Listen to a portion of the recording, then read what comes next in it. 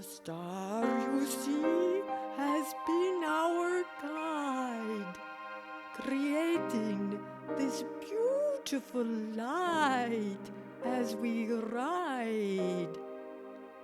It means that the child, so very dear, might be quite near, and he might be here. The prophets say he was born to be a king. It is for him these gifts we bring. It is he we three want to see. But where, oh where on earth can he be?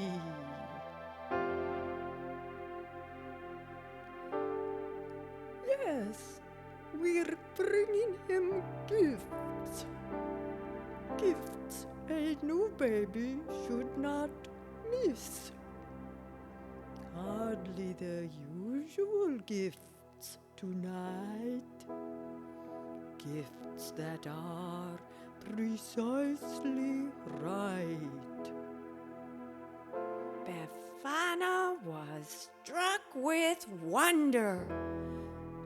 She stood there staring, astonished. There was no way she could answer. She prayed she wouldn't be admonished. The first king, the elder and somewhat shorter, says, "Dear lady, I am thirsty now. Might I please have a bit of water to drink? I beg you, I've been thirsty for hours." He mutters, "It's weakened me, I think. My mouth is very dry. I'm so thirsty, I could die." Befana answers him, "I'd need a whole river with a mountain spring for such a very thirsty king. This water of mine is too little to bring. In my jug, there's hardly anything. For a powerful king, there's not enough here. Sorry, but there's just no water for you, I fear. Oh dear, this elderly king, he just shed a tear. Oh my, did I make him cry?"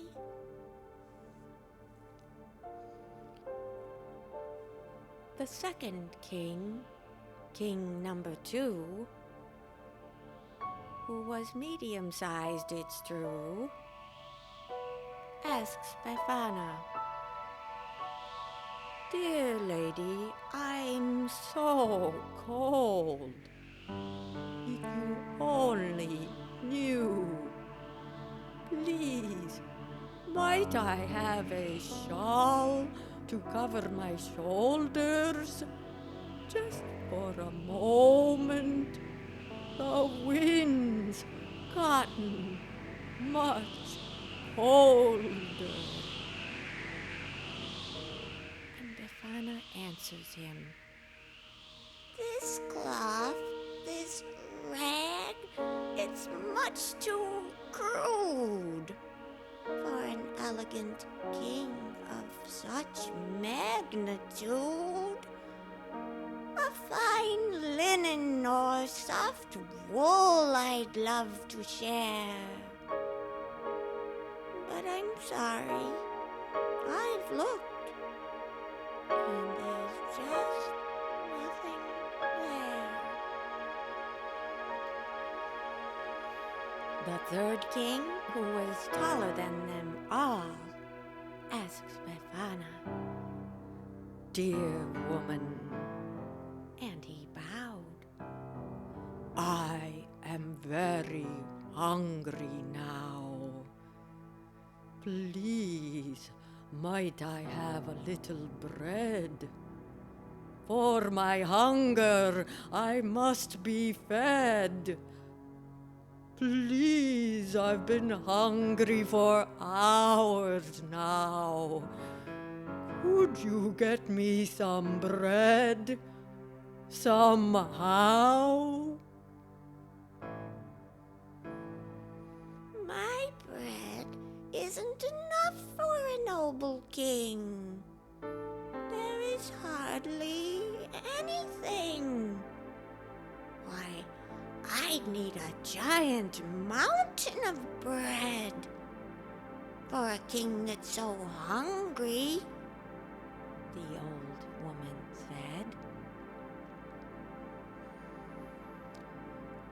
The three kings begin to go away, but one turns back.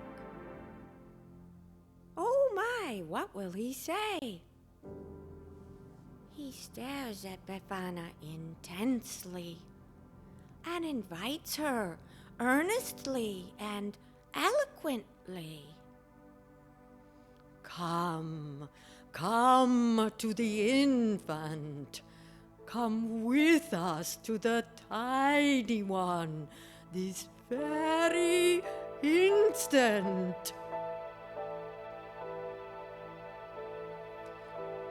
Befana, astonished once again, "The house needs cleaning," she answers him. "It's impossible for me to visit the brand new king. Can't you see? And just to clean the floor, it's true that it takes an entire day to do. Phew!" With a voice low and fervent, the king did not relent. He repeats the invitation, but she would not consent. He repeated it uselessly, because again she answered him negatively. And a third time, once again he offers the invitation to come visit the infant, the king of creation. "Come, come to the infant. Let's go to the tiny one this very instant." "It's impossible for me to visit the new king. Can't you see?" The elder king asks, "Why?" And Befana answers him, "I'm afraid. Ay, ay, ay." As the kings fade into the distance, the brilliant light just disappears.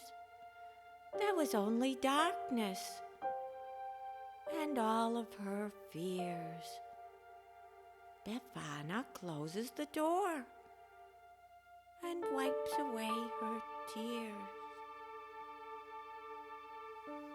The beautiful star, the kings who traveled so far, the tiny babe, in her heart she did keep.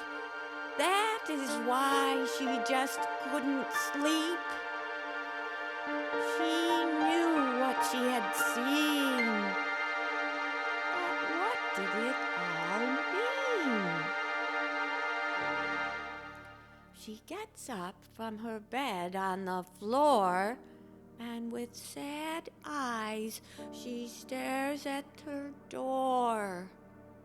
Why didn't she agree to go with the three the night before? Why hadn't she wanted to go?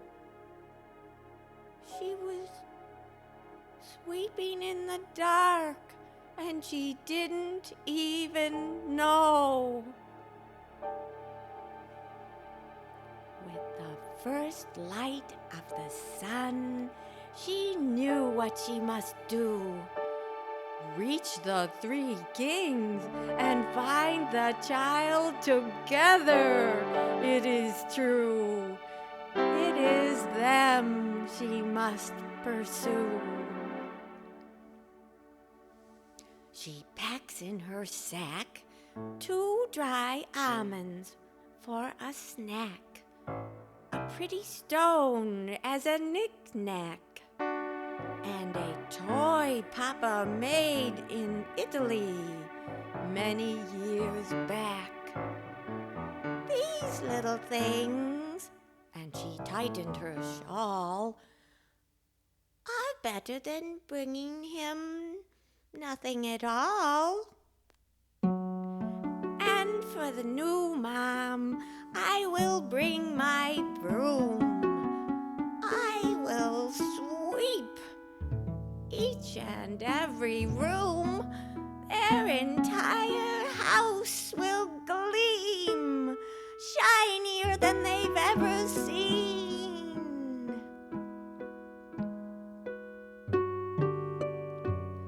Leaving her beloved house behind, she departs, hoping the three kings shall find.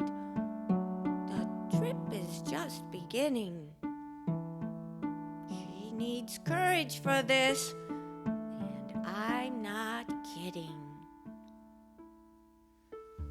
The wind is cold for one so old.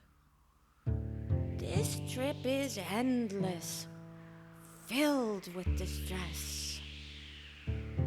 I'm scared of the wild animals hiding in the dark. How did I get into this mess?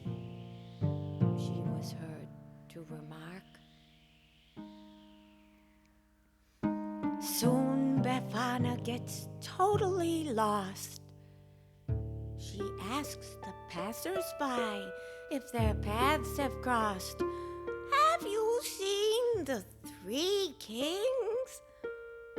All of them were wearing rings. Do you know where the special baby could be? No one could answer her, actually. Please, please, some water to drink. I may die of thirst, I think. It's impossible to give you anything to drink. You're ugly. Oh, heavenly day, just go away. Please, a shawl for my shoulders. The wind has gotten colder. It's impossible to give you a shawl for your shoulders. You're too ugly.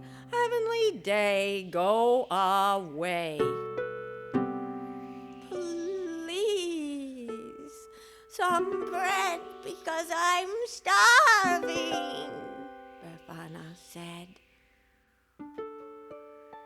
It's impossible to give you some bread for your hunger. How ugly you are. Oh, goodness. Go away and go far.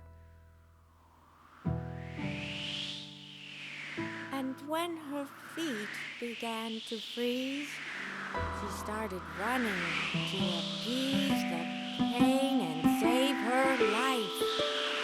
She was about to die of fright. bite. And she ran, and she ran, more quickly than the breeze. She was running in the sky, as easily as you please. Over the sea with broom and sack, looking where to leave her pack. Who knows if in this country across the sea I'll find the special baby who might be waiting for me. I see Naples and I see Rome, a country down below. Could that be my childhood home? It looks like Italy, my native land. Moved, she starts to cry. It's more emotion than she can stand. Befana continues asking everywhere, have you seen the three kings? Is the baby king there? No one knew how to answer her. They threw their hands up in the air. She searched in every small town, village, and city, in every poor cottage and in all the rich villas and lonely farmhouses throughout Italy. She never knew if she'd have some bread, and she never knew if she'd have a bed. But she never got discouraged, and she never ever lost her courage in looking for the place that the star had led. And when she saw